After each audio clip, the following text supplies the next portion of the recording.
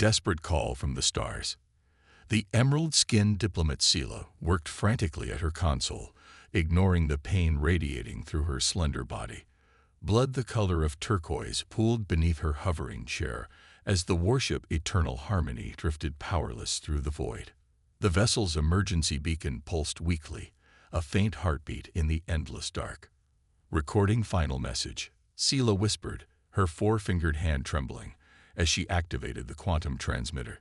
This is Senior Diplomat Sela of the Aetherian Collective. The Vextar Dominion has violated all peace treaties. They've already decimated 3 Aetherian outposts and are methodically destroying every world in our sector. She paused, breathing heavily as her wounds sapped her strength. The Eternal Harmony had been returning from failed negotiations when Vextar battlecruisers ambushed them. Most of her crew perished in the initial barrage. Those who survived the explosions died in the vacuum when hull integrity failed. Only Sela's position in the shielded diplomatic chamber had spared her, though not for much longer. Sela's gaze drifted to the communications panel. Aetherian protocol demanded all distress signals route through official collective channels. The bureaucracy would debate for weeks while more worlds burned.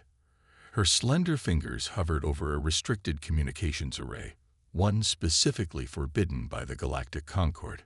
"They leave me no choice," she murmured. With decisive movements, Sela bypassed multiple security protocols and aimed her transmission not toward Aetherian space, but toward a quarantined system at the galaxy's edge. Toward Earth. The Galactic Concord had classified Earth as a death world nearly 40 years ago. Its high gravity, extreme weather patterns, and evolutionary history of predators had produced a species unlike any in known space: humans. Beings who evolved in conditions that would kill most galactic citizens. Stronger, faster, with a history of warfare that horrified the peaceful species of the Concord. The Aetherians had been among the few who argued against Earth's complete isolation. Sela herself had visited the planet as part of a scientific and cultural exchange before the quarantine. She had witnessed humanity's capacity for both terrible violence and profound compassion. To the leaders of Earth, she recorded, fighting to remain conscious as more turquoise blood spilled from her wounds. "This is Diplomat Sela of the Aetherian Collective. 40 years ago, my people protested your isolation from galactic affairs. Now, I break that quarantine to beg for your help." She attached data files containing coordinates of all worlds currently under Vextar attack, along with everything the Collective had gathered about Vextar ship capabilities and weapon systems. The Concord fears what humanity might become if allowed to join galactic society. Sela continued, her voice growing fainter. "I fear what will happen to that society without your strength. The Vextar show no mercy. They seek only conquest and subjugation. Please, help us." With the last of her strength, Sela activated the quantum transmitter. The signal would reach Earth almost instantly, traveling through folds in spacetime. "May the cosmos forgive what I've unleashed," she whispered as consciousness faded. Hours later, the Eternal Harmony shuddered as Vextar boarding vessels attached to its damaged hull. Armored soldiers with chitinous exoskeletons moved efficiently through silent corridors, weapons ready. They found Sela's body in the diplomatic chamber, surrounded by evidence of her final act. "Commander," reported a soldier through his communications implant. A transmission was sent to the quarantine system. In his command ship, Vextar war leader Krazik received this news with barely controlled rage. "Find out what she sent them. Now." But it was already too late. The message had reached its destination, and on Earth, alarms were already sounding in facilities hidden beneath oceans and mountains. The Deathworlders were awakening. General Diana Chen stood before the assembled United Earth Defense Council, her dark uniform adorned with medals from conflicts fought solely on Earth. Her posture remained rigid as the emerald-skinned alien's hologram flickered above the conference table, the desperate plea echoing through the underground chamber. When the message ended, silence filled the room. Chen surveyed each council member's face before speaking. 40 years, she said, her voice calm yet commanding. 40 years since the Galactic Concord labeled Earth a prohibited death world and placed us under quarantine. 40 years we've spent building our fleet in secret, preparing for the day they might need us, or fear us enough to try eliminating us. No one spoke. They all remembered the day alien ships arrived and informed humanity they were too dangerous to join galactic society. Earth's high gravity, extreme weather, and history of warfare had created humans that other species found terrifying. The Aetherians were the only ones who spoke for us, said Dr. Marcus Williams, the lead cynobiologist who had studied the various alien species. His eyes remained fixed on Sela's frozen image. Now they're calling for help. Counselor Rivera leaned forward, her expression concerned. If we respond, we break the quarantine. The Galactic Concord could see this as an act of war. General Chen's face hardened. The Aetherians are already at war, and they reached out to us because the Concord won't help them quickly enough. The vote was unanimous. Within hours, sirens sounded across hidden bases on Earth, Mars, and the moons of Jupiter. Massive ships rose from beneath the Atlantic and Pacific Oceans, their hulls gleaming in sunlight for the first time. More vessels emerged from underground facilities on Mars and from the shadows of Jupiter's moons. The Earth Defense Fleet numbered over 150 ships, each constructed with technology reverse-engineered from diplomatic gifts and enhanced by human innovation. Humanity had spent 4 decades preparing for this moment. On the bridge of the flagship Nemesis, General Chen watched as her crew prepared for departure. Screens showed more ships joining formation around Earth. Engineers ran final checks on engines and weapons systems. Soldiers secured equipment and prepared for possible ground combat. "All ships report ready, General," said Commander Alexei Volkov, the tactical officer whose family had a military history stretching back centuries. Chen nodded. Open fleet-wide communications. When the channel opened, she addressed all 150 ships at once. Men and women of Earth, today we break the chains placed upon us 40 years ago. The Galactic Concord feared what humanity might do if allowed among the stars. They called our home a death world because we evolved in conditions that would kill most galactic citizens. She paused, looking at the image of Earth on her view screen. But the Concord never understood what living on a death world truly means. It doesn't just make us stronger or more dangerous. It teaches us to fight harder for those who cannot fight for themselves. The Aetherians stood up for humanity when the Concord abandoned us. Today, we return that loyalty. Throughout the fleet, thousands of humans listened in silence. The Concord abandoned the Aetherians to their fate. They've always underestimated what death worlds create. The capacity for violence, yes, but also the fierce protection that comes from facing death together. Today, we show the galaxy both. The massive engines of the Earth fleet roared to life, glowing blue against the blackness of space. Set course for the Aetherian colony world Elysium. Maximum speed, Chen ordered. The Earth fleet vanished into hyperspace, leaving their quarantined solar system for the first time. The sleeping giant had awakened, and the galaxy was about to learn what Deathworlders could do when provoked. Behind them, Earth grew smaller, a blue marble in the darkness. But its most dangerous children were now among the stars, carrying with them both the strength and the determination that only a Deathworld could instill. The hunt had begun. War leader Krasik stood on the bridge of his flagship, watching the burning Aetherian settlements below. The blue-green planet Elysium was almost theirs. The Aetherians, with their delicate bodies and peaceful philosophies, were no match for Vexstar warriors. "Status report," he demanded, his exoskeleton glinting under the harsh lights of the command center. "Final resistance in the capital city," War leader, his second-in-command, reported. "The Concord's peacekeeping force has not responded to their calls for help." Krasik's mandibles clicked in amusement. "The Concord debates while worlds burn. By the time they decide to act, we will control this entire sector." Suddenly, alarms blared across the bridge. Red warning lights flashed as the ship's sensors detected unexpected activity at the edge of the star system. Spatial distortions, war leader. Many ships entering the system. Krazek's compound eyes narrowed. Concord peacekeepers. They cannot have responded this quickly. No, war leader. Unknown configuration. More ships than a standard Concord response force. The Earth fleet emerged from hyperspace in perfect attack formation -150 warships, their hulls dark against the stars, weapons already charged. On the bridge of the Nemesis, General Chen studied the tactical display. The Vextar have begun bombing the planet, reported Commander Volkov. Ground forces are attacking the Aetherian capital. Chen's face showed no emotion. Open communications. Let's introduce ourselves. When Krazek's image appeared on screen, the Vextar war leader's compound eyes widened slightly at the sight of the unknown species. This is General Diana Chen of the Earth Defense Fleet, Chen said calmly. You are attacking a world under our protection. Leave immediately or be destroyed.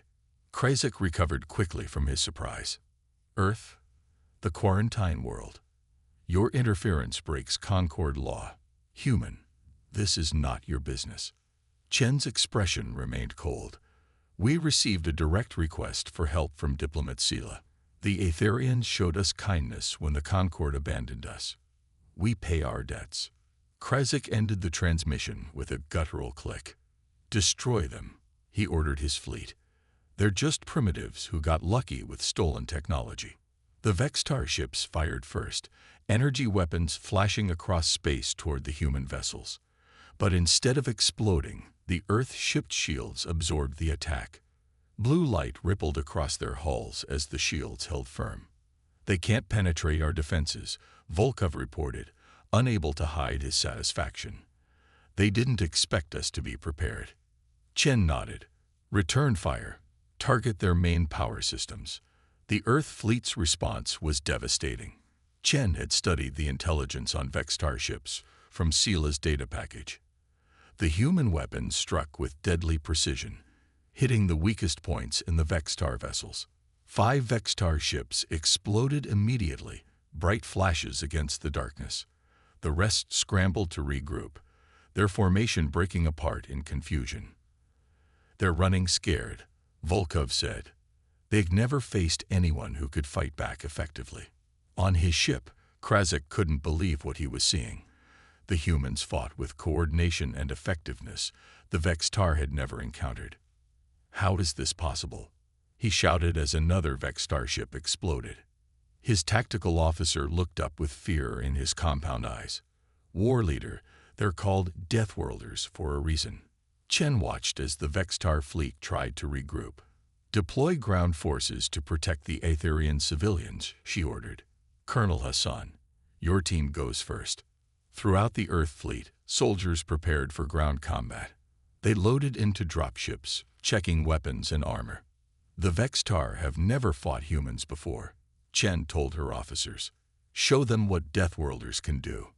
Wrath of the Deathworlders. Colonel Samira Hassan hit the ground running as her dropship landed in the burning Aetherian capital city. The air was cleaner than Earth's, and the gravity was lighter. For the human soldiers, it felt like wearing an invisible jetpack. Each step took them farther, each jump higher than on Earth. Move out. Secure the landing zone, Hassan ordered her team. 50 heavily armed human marines spread out, weapons ready. The Vextar had never seen humans before.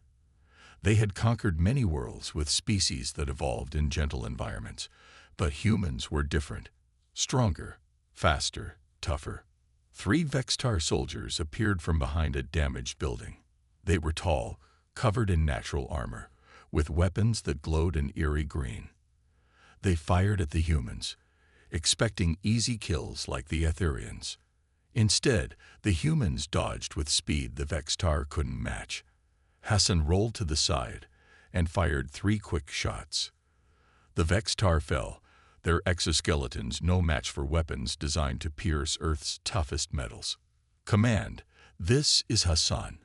We've made contact with enemy forces, she reported through her helmet comm. They're not prepared for our capabilities. General Chen's voice came through clearly. Good. Intelligence shows a research center nearby with Aetherian civilians trapped inside. Rescue them first. Hassan signaled her team, and they moved through the city streets. What would have exhausted other species was just a light jog for humans.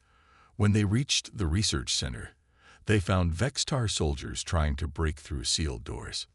Take them down quickly and quietly, Hassan ordered. The human soldiers struck with silent efficiency. In 30 seconds, all 12 Vextar guards were neutralized. Hassan approached the sealed door and pressed the communication panel. This is Colonel Samira Hassan of the Earth Defense Fleet. We're here to help. After a moment, the door slid open. Inside stood 30 Aetherian scientists and civilians, their emerald skin pale with fear. At the front was Professor Narim, his large eyes wide as he looked at the humans. You're from Earth," he whispered in surprise. "The Concord said your kind would never be allowed to leave your world." Hassan smiled slightly behind her helmet visor. Looks like the Concord was wrong. She noticed a small Aetherian child with an injured arm. Kneeling down, she pulled out a medical kit and began treating the wound. "Can you guide us to the main shelter?" she asked Professor Narim. "We're evacuating all civilians we can find." Narim nodded, still staring at the humans with mixed fear and wonder. As they moved through the burning city, he explained why the Vextar had attacked. "They seek our quantum technology. The Vextar believe in domination through technological superiority. They conquer worlds with advanced tech and absorb their innovations." Hassan helped an elderly Aetherian over rubble that would have been impossible for the fragile alien to traverse alone. Well, they just learned there's more to survival than technology. Above the planet, the space battle continued.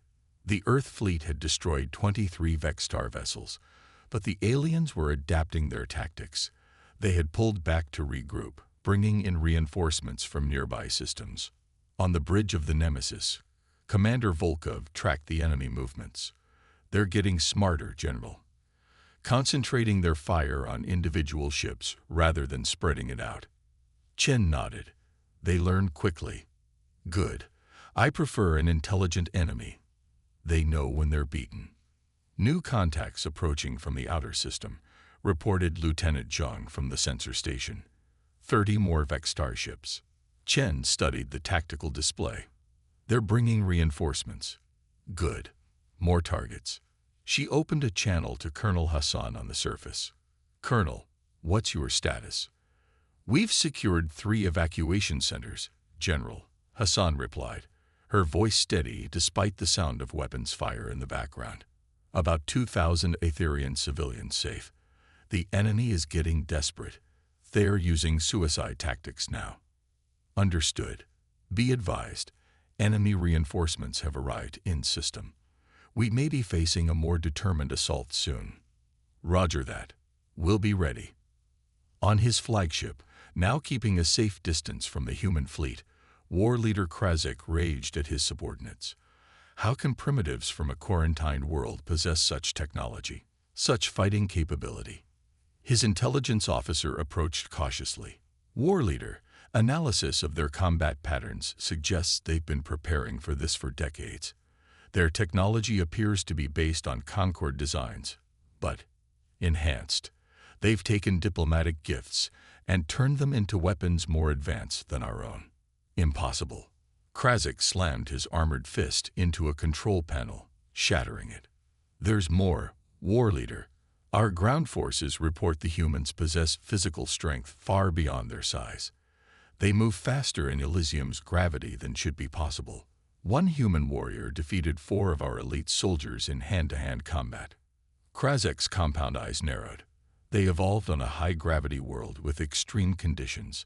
The Concord was right to fear them. He turned to his tactical display as the reinforcement fleet arrived. "But we are Vextar. We adapt. We overcome. We have numbers on our side. Prepare for the final assault." The reinforced Vextar fleet surged toward the human positions, weapons blazing. This time, they concentrated their fire on specific targets, managing to overwhelm the shields of 2 human destroyers. In the Nemesis command center, Alarms sounded as reports came in. The Valiant and Defiant have taken critical damage, Volkov reported. Evacuating crew now. Chen's expression remained calm. They're learning our capabilities. Time to show them we can adapt too. She opened a fleet-wide channel. All ships, execute Protocol Omega. Ground forces, prepare for Operation Thunderstorm. Throughout the human fleet, commanders acknowledged the order. Ships began to move in new patterns, breaking from their previous formations. On the surface, Colonel Hassan received the order and smiled grimly. "You heard the general," she told her team. Operation Thunderstorm. Atmospheric enhancers ready. Human soldiers across the battlefield activated small devices that had seemed insignificant until now. When activated, they began to alter the local atmospheric conditions, creating miniature storm fronts. "What are they doing?" a Vextar commander asked as lighting began to crackle across the battlefield. The humans had turned Elysium's weather against their enemies. Storm clouds gathered with unnatural speed, directed by the human devices. Lightning struck Vextar positions with impossible precision. In space, the human fleet executed an equally unexpected maneuver. Ships that had appeared damaged suddenly powered up, revealing that their apparent vulnerability had been a ruse. They moved into positions that scattered the Vextar formation, breaking their concentration of fire. "Now," ordered General Chen, "all ships, execute microspace jumps." The human vessels vanished from their positions only to reappear seconds later in the midst of the Vextar fleet, a maneuver considered impossible with existing hyperspace technology. The Vextar had no time to respond before human weapons fired at point-blank range. War leader Krasik watched in horror as his fleet was torn apart from within. How is this possible? His flagship rocked as a human cruiser appeared directly in front of him, weapons charged. "This is General Chen," came the transmission. "Surrender now, war leader, or be destroyed with the rest of your fleet." Krasik's mandibles clicked in fury. "The Vextar do not surrender." "Then the Vextar will die," Chen replied simply. The Nemesis fired, its main cannon tearing through the Vextar flagship's shields as if they were tissue paper. Secondary explosions rippled across the massive vessel as its power core destabilized. Krasik knew he was defeated. With his dying breath, he sent one final message to the Vextar homeworld. "Beware the Deathworlders. They are coming." His flagship exploded in a brilliant flash, visible even from the surface of Elysium. Seeing their leader destroyed, the remaining Vextar ships attempted to flee, but few escaped the human fleet's pursuit.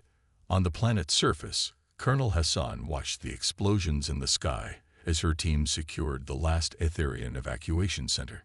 Professor Narim stood beside her, his slender form dwarfed by her armored suit. "Your people saved us," he said quietly. "The Concorde was wrong about humans." Hassan removed her helmet, allowing Narim to see her face for the first time. The Concorde feared what they didn't understand. They saw our capacity for violence but missed our capacity for protection. "What happens now?" Narim asked. "The quarantine is broken," Hassan finished, "and it's not going back up. Humanity is joining the galactic community, whether the Concorde likes it or not." 2 days later, the leaders of the Galactic Concorde received simultaneous transmissions from Earth and the Aetherian Collective. The message was simple.